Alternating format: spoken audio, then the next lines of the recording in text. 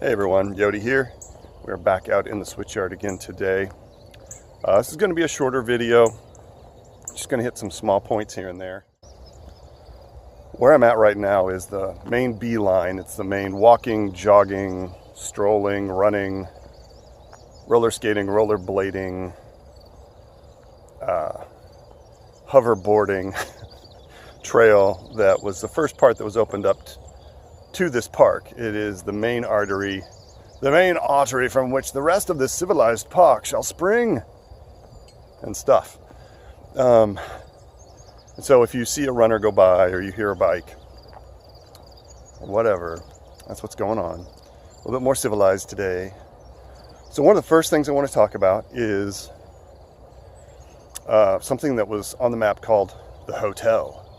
Now, it shows up on the 1907 map, and not really sure what it was, except I guess a hotel. It makes no sense down here unless it was for passengers maybe, or just people who were wanting to sleep over to catch the next train. I'm thinking it might have been more for the workers who were here 24/7. I just don't know, and I can't really find anything on it. If I'm lucky, I'll find somebody that knows that part of the history and might be able to fill it in. If you're watching this and you know, please let me know. Leave a comment. But it was near the roundhouse, which I talked about in number 2. And I'm going to show you guys. I'm pretty much on the spot where it is. Unfortunately, I kind of have to shoot into the sun, so I'm going to try and find a good angle. I think I'm actually almost right on it. But I want to turn the camera around, show you guys that, talk a little bit more about the park, and then we're going to go further down the trail, and I'm going to show you what, in video number 1, I talked about a big concrete circle, a big open space. I thought that was the roundhouse. I was completely and totally wrong. I fixed that in number 2, but we're going to go back down there, and I'm going to talk about what that was. All right, here we go, spinning you around. Okay, I'm really sorry about the silhouetted shot. But right in there, that would have been the roundhouse. We're obviously looking east. As you come over here and kind of turn to the south, here's the beeline. The hotel, now this is a best guess, would be approximately right in here. Let me pull this out. So the hotel would have been right in this area. Whatever the building was, it would have been right here. There's a flat area here that's kind of suspicious looking. The scale on the map, yeah, I'm going to put it more over here. One day when I have more time, we may just go stomp around in those weeds and see what we can find, or I might wait till fall. But, you know, and then there's this marker here. That is pretty much right on the spot where I said the hotel was, but I think that's for probably a sewage line or a water line or something. But somewhere in this area would have stood the fabled, mysterious hotel. And that's that. Not much to show, but it's right in this area.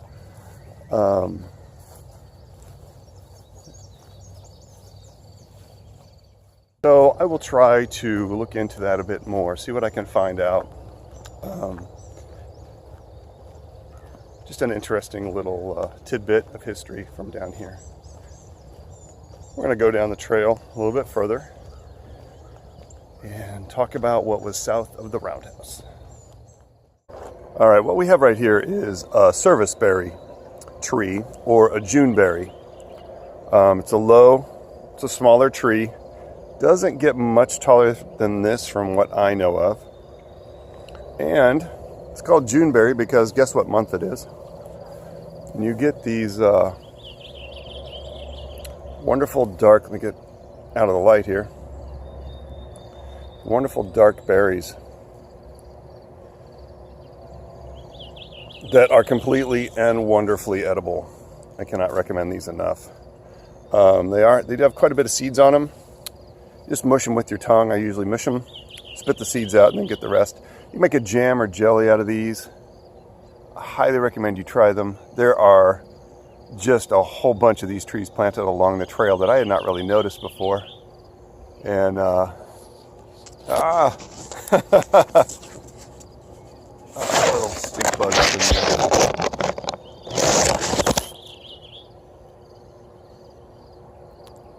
I noticed them because the birds were coming in to get some of these, and that's what you have to do when these fruit like this. You got to fight the birds off to get to them. But I've got a little handful here that I am gonna have as a little trail snack. Yeah, these are so good. And most people don't know about these. And man, if you find a good tree, it's a treat. Especially in June or July. They go pretty fast though. So it's a good forage. Look them up, make sure you get a good ID. Make sure you're onto what is actually a Juneberry. And then, pick to your heart's content.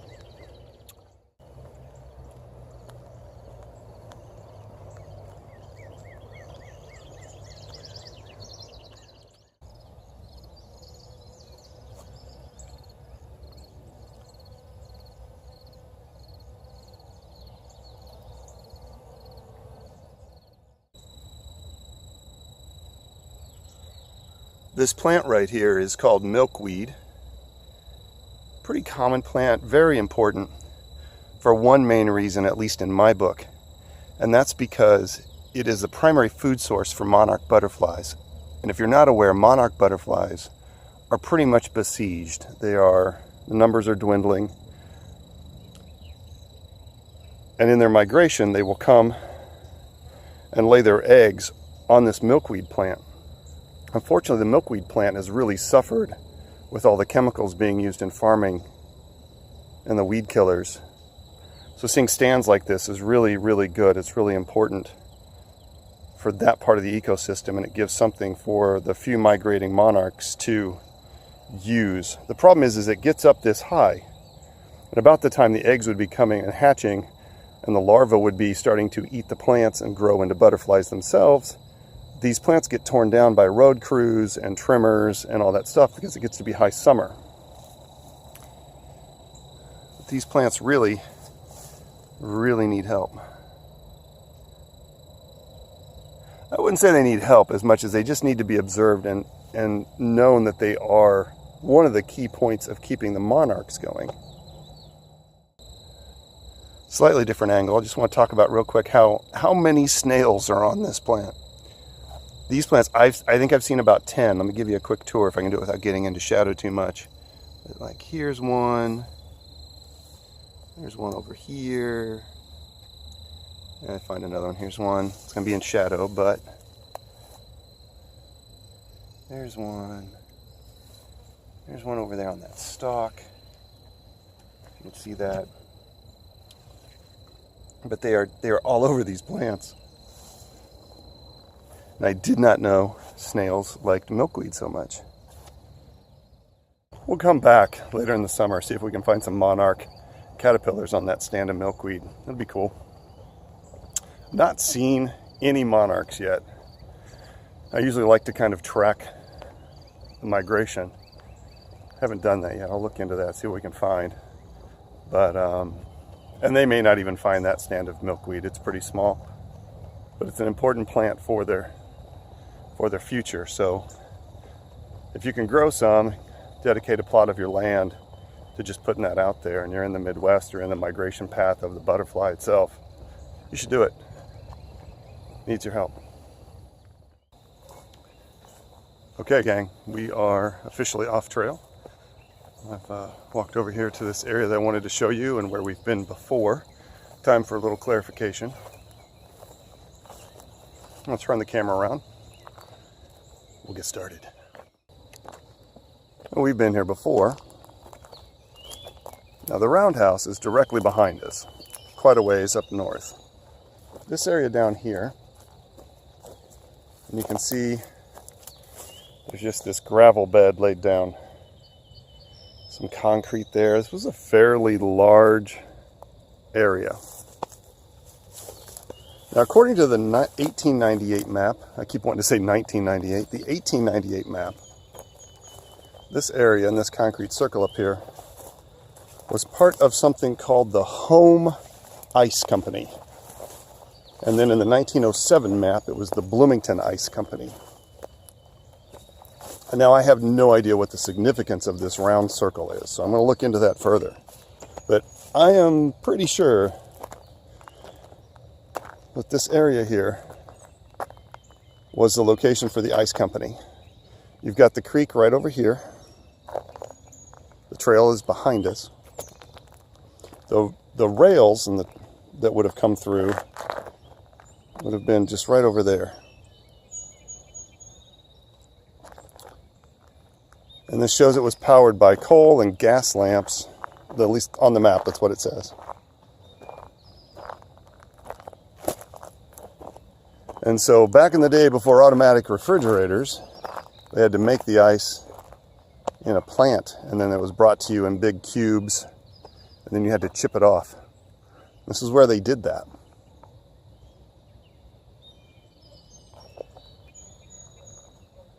Like I said, I'm pretty sure that this concrete circle was either a driveway or some part of the plant. I mean, this is over 100 years ago. This was on the maps for a while. Like I said, I'll do some digging when I have time, go to the library and see what I can find on the history of the building. But that is what this big concrete circle used to be. I've walked around this whole area quite a bit now. And there's not a whole lot to find. I mean, there's this broken, heavy gravel, lots of broken up concrete. If you're lucky, maybe a piece of rebar to show that something was here. They have done a good job of cleaning this up, or it's been scavenged over the past how many decades. Lots of young raspberry bushes.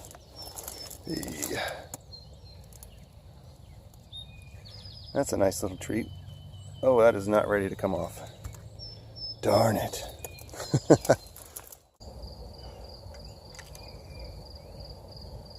Just walking down the trail and spotted this young guy.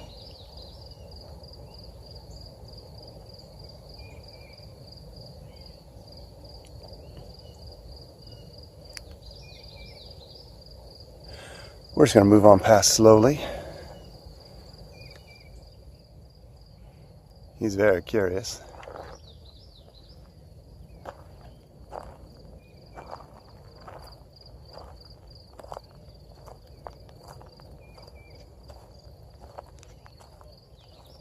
Shooting into the sun, so I can't see him very well on the camera.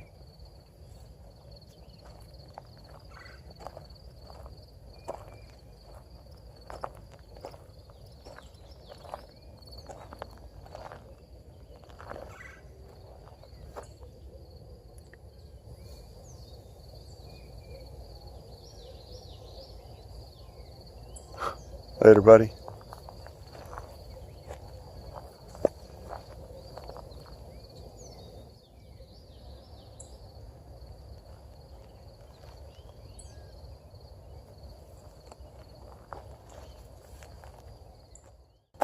Okay, so I'm coming up on kind of the southeastern side of where the roundhouse would have been. It would have been approximately right in here, back behind those trees. And it actually would have come up almost to right to where that root ball is, the back end of it. Now, an interesting historical note, we would be standing in water right now, because according to the 1898 map, so if the roundhouse would have been right here, all of this stretching all the way down to those trees down there would have been a pond. That's all it says. Now that pond is gone in the 1907 map. So who knows if they filled it in or what happened there, but for some reason this was like a little natural pond that I believe came off the Clear Creek, which was right here. Perhaps it was just old flooding that never went away. Just a little interesting note. The particular creek we're on has a lot of significance historically to this town. Water was always a problem here. all the way up until like the 50s and 60s. There was sort of a scarcity of water, especially as the town became a city. But Clear Creek, it comes from the center of town and goes all the way down south. And it has a township named after it. And it's supplied. It was sort of, you know, one of the main sources of water for the initial settlers in this area. That's kind of one of the main reasons why I want to get into it. And just follow it down for a couple miles and see what we can see. All in the future. Gotta give me some boots. Preferably anti-snake boots. Because I have walked along the edge of the creek and seen snakes last year. And oh yes, there are snakes in the creek.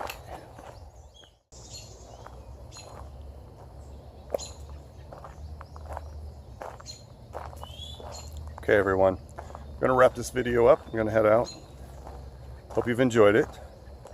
This particular journal entry has been a little, you know, several different subjects going on, a little chaotic. Hope you don't mind. Just a good, nice walk in the park.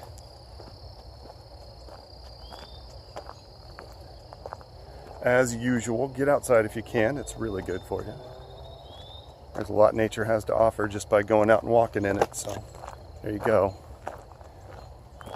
Also, please click the thumbs up button, give me a like, subscribe if you want to see more vids like this. Share the video around, helps the channel out immensely. And leave a comment. I love comments. If you've seen something or I've talked about something here historically that you have some information on, let me know. Either in the comment or contact me through email. All right, everybody. See you in the next video. Be well.